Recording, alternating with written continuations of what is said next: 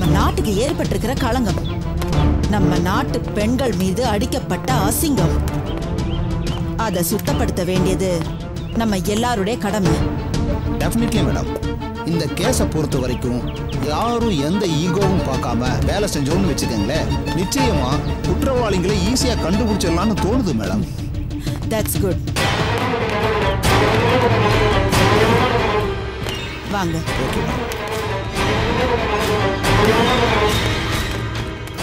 மாட்டணும்டா.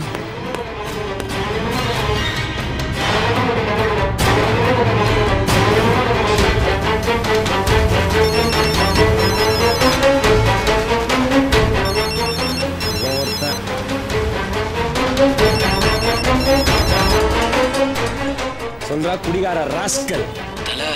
என்ன ஏன் ஒரு 10 நிமிஷம் உன்னால வெயிட் பண்ண முடியாதா?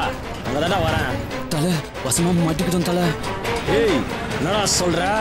நம்ம ஹோட்டலுக்கு வக்கீல் இந்திராவும் அந்த இன்ஸ்பெக்டரும் வந்திருக்காங்க தல. நீ வந்துடாத தல. நம்மள ரவுண்ட் அப் பண்றாங்க தல. நானே எப்படி வெளியில வருதுன்னு தெரியாம முழிச்சிட்டு இருக்கேன் தல. அடச்சி அறிவு கட்டவனே. உனக்கு அவங்கள தெரியும், அவங்களுக்கு உன்னை எப்படா தெரியும் கருப்பா? உன்னை யாருன்னு தெரிஞ்சிருந்தா நீ காலி ஆயிட்டு இருப்படா. அட ஆமால. ஏய் வந்த மண்டையில ஒரே போடு மவன. ஏய் தல நான் சொல்றத முதல்ல கேளுடா. சொல்லுதல. அவங்க பக்கத்துல போ.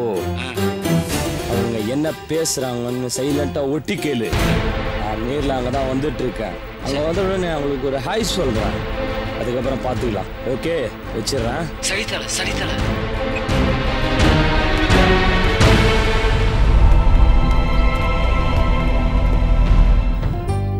Excuse me madam. சொல்லுங்க மேடம். 3 காஃபி. Okay madam. தம்பி சார் உங்க மேனேஜர் கொஞ்சம் வர சொல்லு. என்ன விஷயம் சார்? நாங்க போலீஸ் டிபார்ட்மெண்ட்ல இருந்து வந்திருக்கோம் தம்பி. நான் உடனே வர சொன்னேன்னு சொல்லு. Okay sir. ஓகே.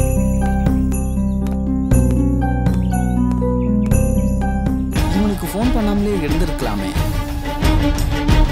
விட்டு கேட்க சொல்லி நம்மளை பிடிச்சி மரண கணத்துல தள்ளுறானே. இங்கே தானே எங்கேயோ வச்சேன். ஏய் இங்கே இருக்கா?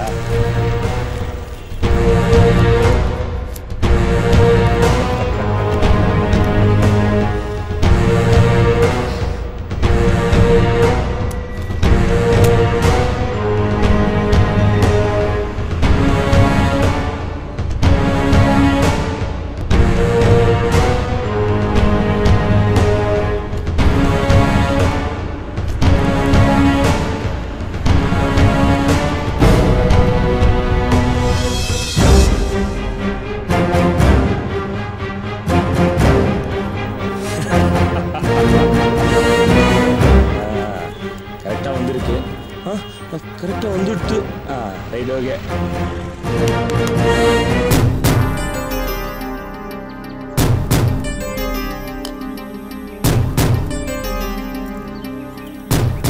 இந்த கீ செயினை பார்த்துருக்கீங்களா? இது யாரோடதுன்னு தெரியுதா?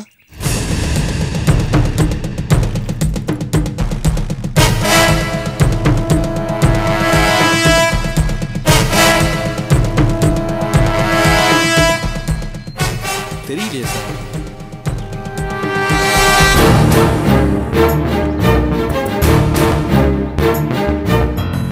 இல்ல சார் தெரியல சார்.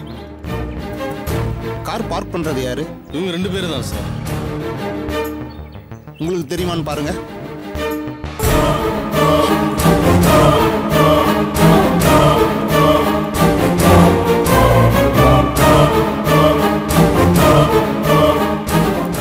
தெரியுதா?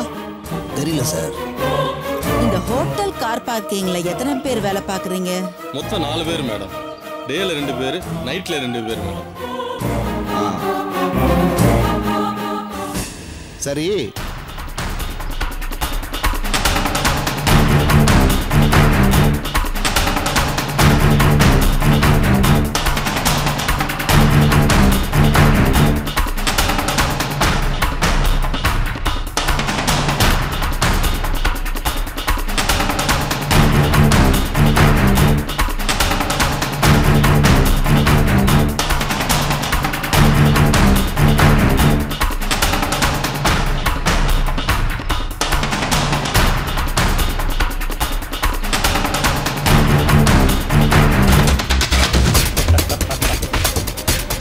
எதிரா பார்த்த சாரதி வரேன்.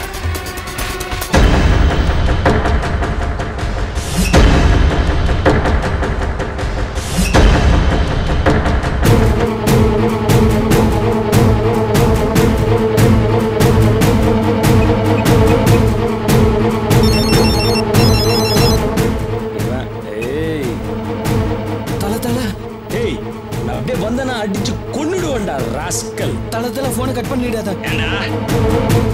நீ அடிக்கடி நிறைய வச்சிருப்பியே கேப்பட்ட கீச்சைன்னு. ஆமா என்னப்பா? அதை இன்ஸ்பெக்டர் காட்டி விசாரிக்கிறாரு. என்னடா சொல்ற? ஆமா தல. ஏய் போனை வைடா, நான் பாத்துக்கிறேன் வைடா. சரி தல.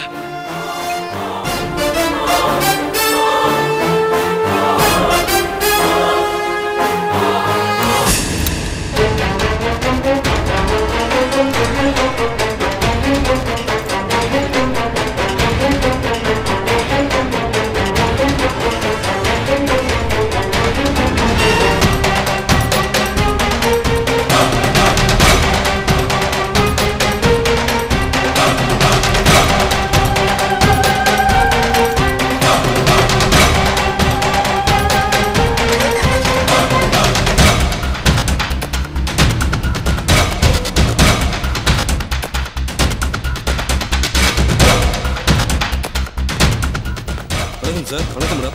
வணக்கம். உங்க பேரு? ஷாம் சார். நீங்க தான் நைட் டியூட்டி பண்ணுவீங்களா? உங்க டியூட்டி டைம்ல காரை பார்க் பண்ணும்போது இந்த மாதிரி கீச்சைனை பார்த்த ஞாபகம் இருக்கா?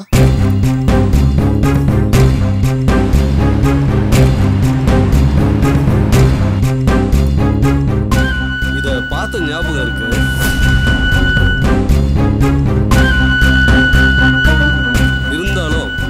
கூட வேலை செய்யற பாண்டியன் ஒருத்தர் இருக்காரு. அவர்கிட்ட கேட்ட எல்லா டீட்டெயிலும் சொல்லிடுவார் சார். அவர்கிட்ட என்கொயரி பண்ணணும், கொஞ்சம் சீக்கிரமா வர சொல்லுங்க. உடனே அவர் அனுப்பிச்சுடுறோம் சார். சீக்கிரமா வர சொல்லுங்க சார்.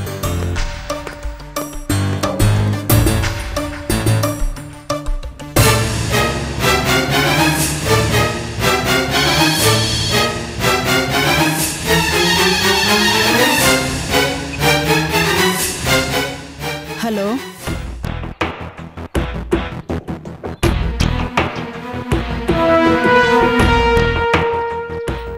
அப்படியா? சரி, நீங்க வீட்டுக்கு ஒரு 4 மணிக்கா வந்துடுறீங்களா? நான் இப்ப கிளம்பி வந்துடுறேன். Okay okay, thank you.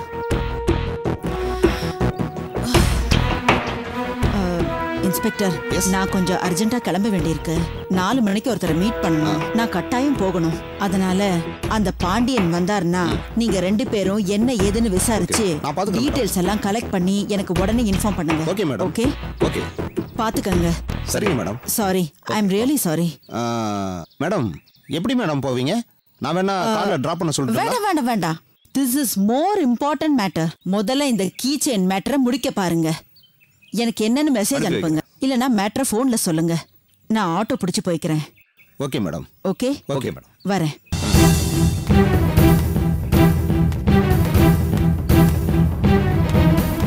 இங்க ஆட்டோ டிரைவர் கிடைக்குமா? வாங்க சார், வண்டியை பார்க் பண்ணுமா? பரவாயில்ல, நான் பார்த்து. குமார். Okay sir. மேடம் என்னப்பா இந்த பக்கம்? சொல்லுங்க மேடம். என்னப்பா இந்த பக்கம்? இல்லை, என் ஃப்ரெண்ட் ஒருத்தன் பெரிய மில்லினியர் மேடம். அவனை இங்கே வந்து பிக்கப் பண்ணிட்டு போனோம், அதுக்காக வந்தேன் மேடம். ஓஹோ, நீங்கள் எங்கே மேடம்? இல்லப்பா, நான் ஒரு அர்ஜென்ட் மீட்டிங்க்கு போயிட்டு இருக்கேன். அப்புறம் பேசலாம். நீ வீட்டுக்கு வா, அப்புறம் பேசலாம். Okay madam. எங்கே மேடம் உங்கள் கார்? கார் வீட்டில் இருக்கு. ஆனா ஒரு எமர்ஜென்சி ஒர்க்கா நான் வந்திருந்தேன். ஆனா நான் இப்போ ஆட்டோல போய்க்கிறேன். மேடம், என்ன மேடம் நீங்க? வாங்க மேடம், நான் உங்களை ஆத்துல டிராப் பண்ணிட்டு போறேன். பரவாயில்ல குமார், பரவாயில்ல மேடம். பரவாயில்ல, வாங்க மேடம், நான் டிராப் பண்றேன் மேடம். நீங்க வாங்க மேடம், உட்காருங்க மேடம். வாங்க மேடம், உட்காருங்க மேடம். ஐயோ, யோசிக்க வேண்டாம், வாங்க மேடம்.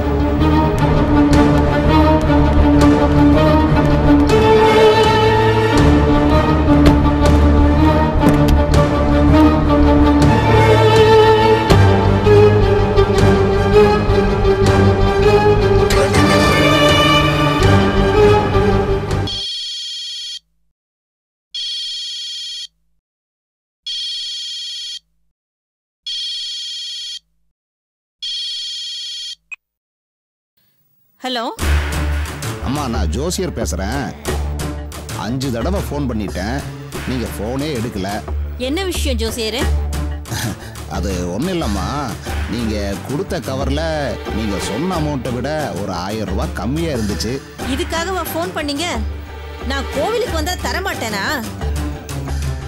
அனாவசியமா ஃபோன் எல்லாம் பண்ணாதீங்க, புரிஞ்சுதா? சரிம்மா.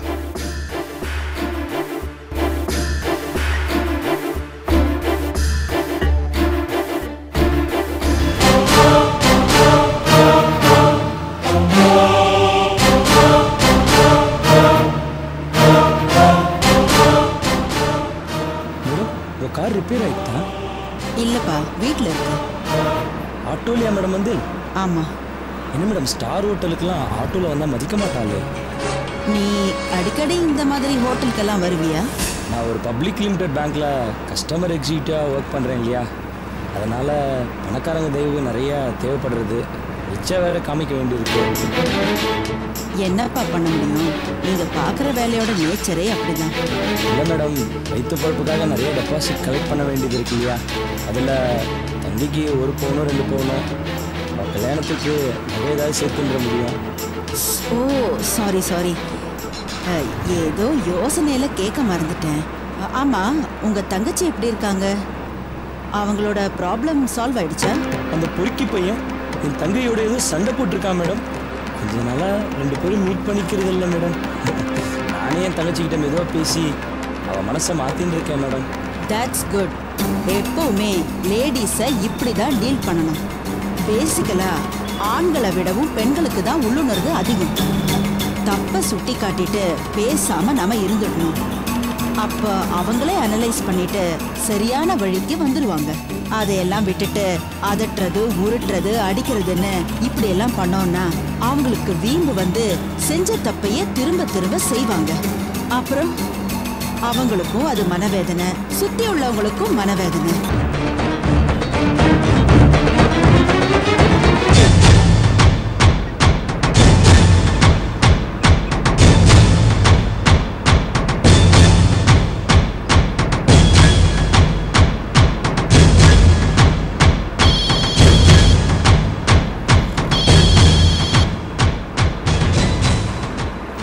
சொல்லுங்க சார், என்னாச்சு?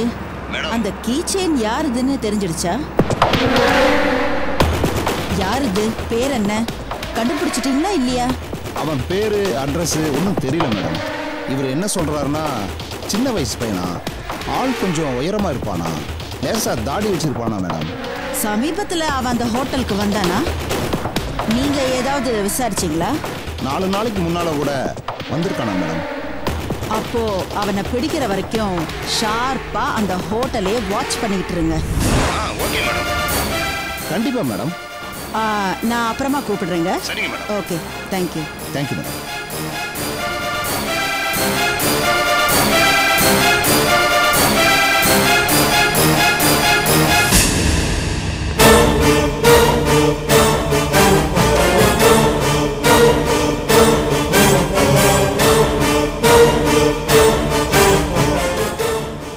என்ன மேடம், ஏதோ டென்ஷனாக பேசியிருந்தீங்க? ஒரு கேஸ் விஷயமா இன்ஸ்பெக்டர் கிட்ட பேசிட்டு இருந்தேன். அக்யூஸ்ட் ரொம்ப விளையாட்டு காட்டிக்கிட்டு இருக்கான். விளையாட்டுனா எனக்கு ரொம்ப பிடிக்கும். எப்படியோ அவனை ட்ரேஸ் அவுட் பண்ணியாச்சு. நல்ல உயரமா இருப்பானா, சுருட்ட முடியான், லேசா தாடி இருக்குமா. எப்படியும் பிடிச்சிடலான்னு தான் அவங்க சொல்றாங்க. மேடம், நீங்க சொல்ற எல்லா அடையாளமும் என்னோட மேட்ச் ஆகுது. பேசாம என்ன போலீஸ்ல பிடிச்சி கொடுத்து நீங்க நல்ல பேர் வாங்கிடுவாங்களேன். நாட்டி பாய். நான் நாட்டி பாய் தான். அவனுங்க மனுஷங்களே இல்ல தம்பி, ராட்சசனுங்க. அவங்களோட ஒன்ன கம்பேர் பண்ணாத.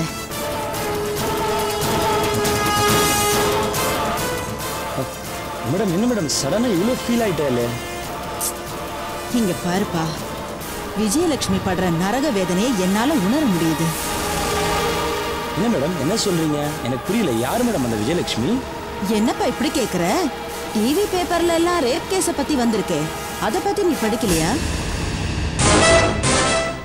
நான் தான் அந்த கேஸை கோர்ட்ல நடத்த போறேன். ஓ, சமீபத்தில் ஒரு ரேப் கேஸ் நடந்தது அதுவா மேடம்? இப்போ ஞாபகத்துக்கு வந்துடுச்சு மேடம். பாவம் மேடம் அந்த பொண்ணு.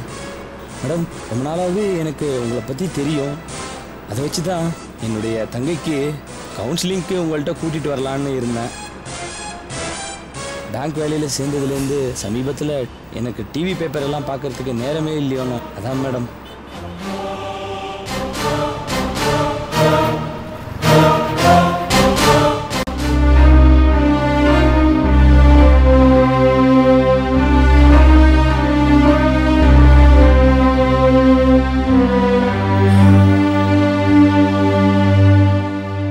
பாலு, ஏதோ பேசணும்னு சொன்னீங்கடா. ஆமா,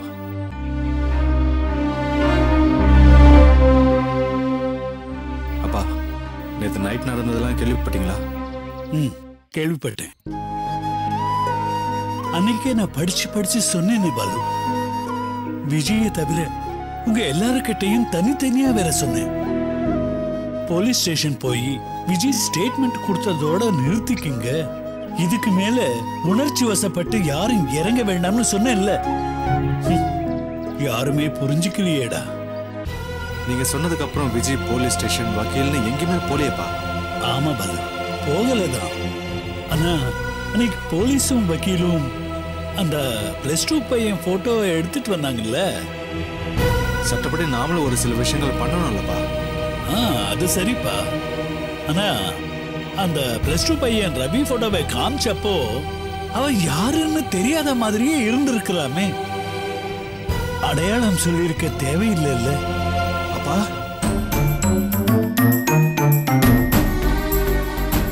நீங்களும் அப்படி பேசுறீங்க? ஆமாப்பா, நான் அப்பாவா இருக்கிறதுனால்தான் இப்படியெல்லாம் நடக்கலாமேன்னு ஆசைப்பட்டேன். ஆனா அப்படி யாரும் நடந்துக்காதப்போ எனக்கு கஷ்டமா தான்ப்பா இருக்கு. நான் சொன்னபடியே முதல் பாதிப்பு சுமதிக்கு வந்திருக்கு. அதனால் தானே அவ கோவப்படுற. அதுல நியாயம் இருக்குல்லப்பா. முதல் நாள் போலீஸ் வந்த வீட்டுக்கு அடுத்த நாள் பொண்ணு பார்க்க வந்தப்போ வெளியில அட்ரஸ் கேட்டா நம்ம வீட்டை பத்தி தப்பா சொல்றதுக்கு வாய்ப்பு இருக்குல்லப்பா. எனக்கும் புரியுதுப்பா. அதனாலதான் நான் ஒரு முடிவு எடுத்திருக்கேன்.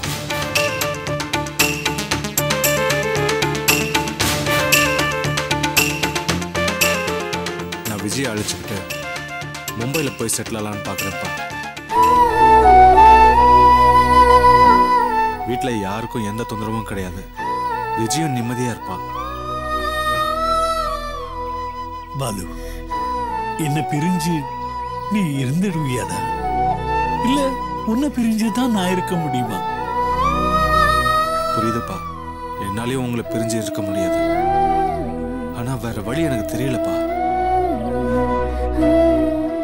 என்னால வீட்டில் இருக்கிற யார் மனசையும் காயப்படுத்துற மாதிரி பேச முடியாதுப்பா.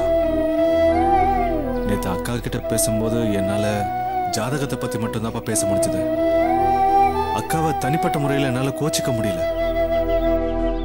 பாலு, உன்னை பத்தி எனக்கு தெரியாதா? பாலு, நீ எப்படிப்பட்டவன்னு எனக்கு தெரியாதா? நாம இந்த காலத்துக்கு ஏத்த மாதிரி வாழலடா.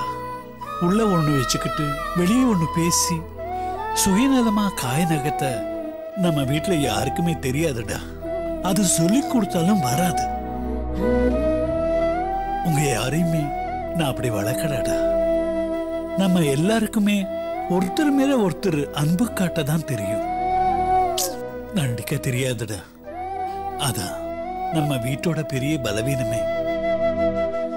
நம்ம எல்லாரும் ஒரு பெரிய சுழல சிக்கிருக்கோம். கொஞ்ச நாளைக்கு நம்ம எல்லாம் மூச்சு பிடிச்சி மௌனமா இருந்தா அதுல இருந்து எந்த சேதமும் இல்லாம நாம ரிலாக்ஸ் ஆயிடலாம். நான் சொன்னத நீ ரிலாக்ஸ்டா யோசிச்சு ஒரு நல்ல முடிவா எடு.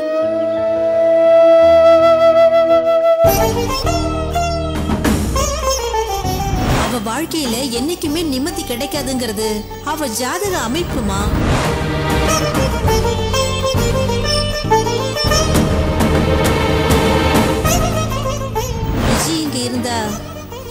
எல்லாரோட வாழ்க்கையும் கோவிந்தாதாமா. ஒரு நல்லதும் நடக்காது.